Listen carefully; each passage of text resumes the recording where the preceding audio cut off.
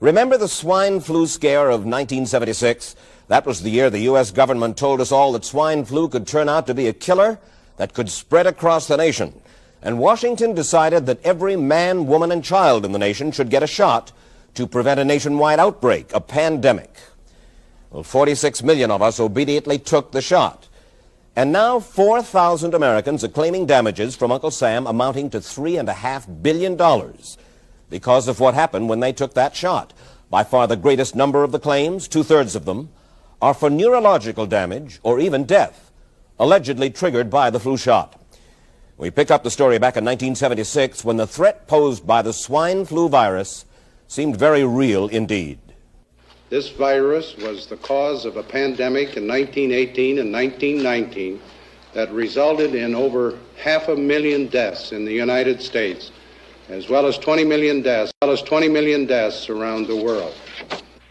See how easy it is to... Thus, the U.S. government's publicity machine was cranked into action to urge all America to protect itself against the swine flu menace. Influenza is serious business.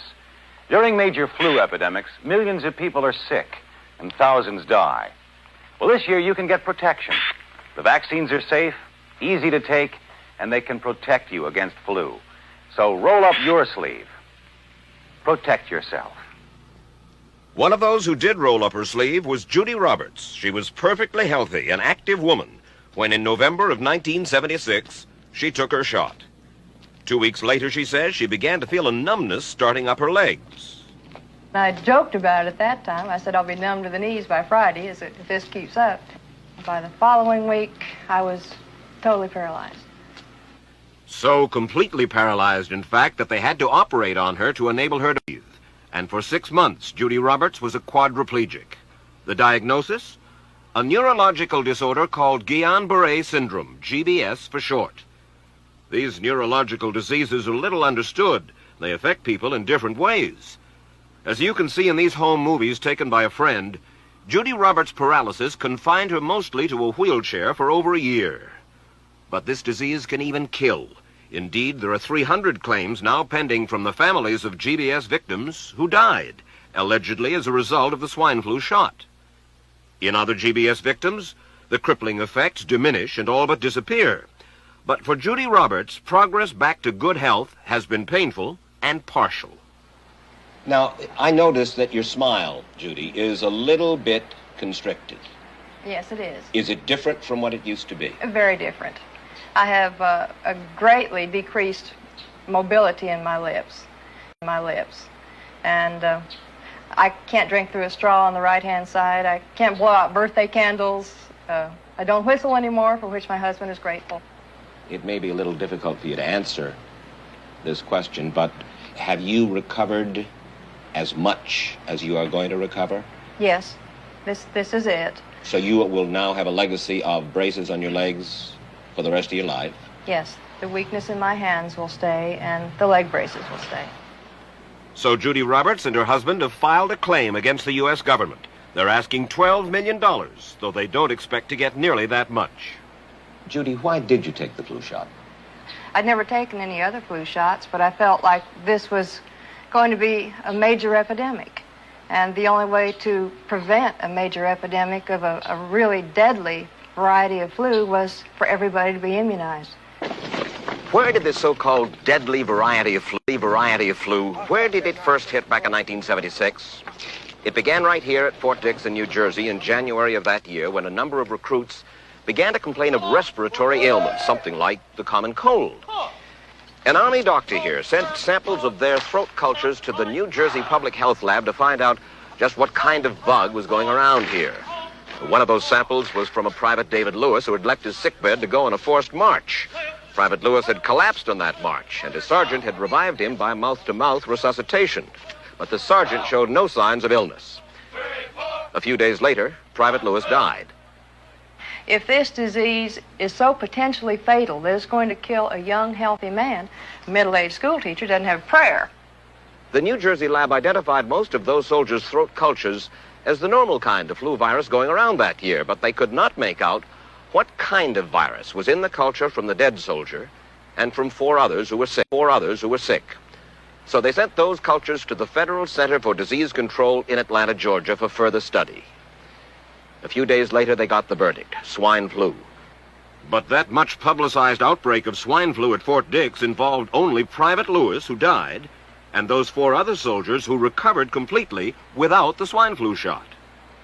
If I had known at that time that the boy had been in a sick bed, got up, went out on a forced march, and then collapsed and died, I would never have taken the shot. The rationale for our recommendation was not on the basis of the death of a single individual, but it was on the basis that when we do see a change in the characteristics of the influenza virus, it is a massive public health problem in this country. Dr. David Sencer, then head of the CDC, the Center for Disease Control in Atlanta, is now in private industry. He devised the swine flu program, and he pushed it. You began to give flu shots to the American people in October of '76. October 1st. By that time, how many cases of swine flu around the world had been reported? There had been several reported, but none confirmed. There had been cases in Australia that were reported by the press, by the news media. There were cases in... None confirmed. Did you ever uncover any other outbreaks of swine flu anywhere in the world? No. Now, nearly everyone was to receive the shot in a public health facility where a doctor might not be present. Therefore, it was up to the CDC to come up with some kind of official consent form, giving the public all the information it needed about the swine flu shot. This form stated that the swine flu vaccine had been tested. What it didn't say was that after those tests were completed, the scientists developed another vaccine, and that was the one given to most of the 46 million who took the shot. That vaccine was called X53A. Was X53A ever field tested? I can't say. I would have to... It wasn't. I don't know. Well, I would think that you're in charge of the program.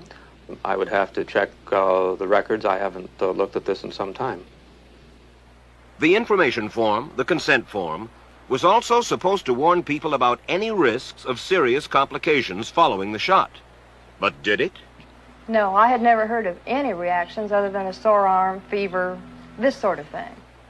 Judy Roberts' husband, Gene, also took the shot. Yes, I looked at that document. I signed it. Nothing on there said I was going to have a heart attack or I'd get Guillain-Barré, which I never heard of. What if people from the government, from the Center for Disease Control, what if they had indeed known about it? What would be your feeling? They should have told us. Did anyone ever come to you and say, you know something, fellas? There's the possibility of neurological damage if you get into a mass immunization program? No.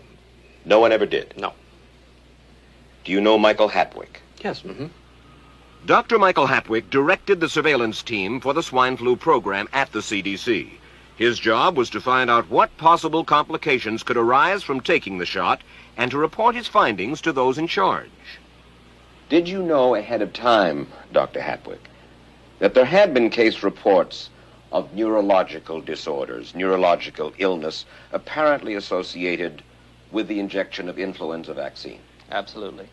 You did? Yes. How'd you know that? By review of the literature. So you told your superiors, the men in charge of the swine flu immunization program, about the possibility of neurological disorders? Absolutely. What would you say if I told you that your superiors say that you never told them about the possibility of neurological complications? That's nonsense. I can't believe that they would say that they did not know that there were neurological illnesses associated with influenza vaccination. That simply is not true. We did know that. I've said that Dr. Hatwick had never told me of his feelings on this subject. Then he's lying. I guess you would have to make that assumption. Then why does this report from your own agency, dated July 1976, list neurological complications as a possibility? I think the consensus of the scientific community was that the evidence relating neurologic disorders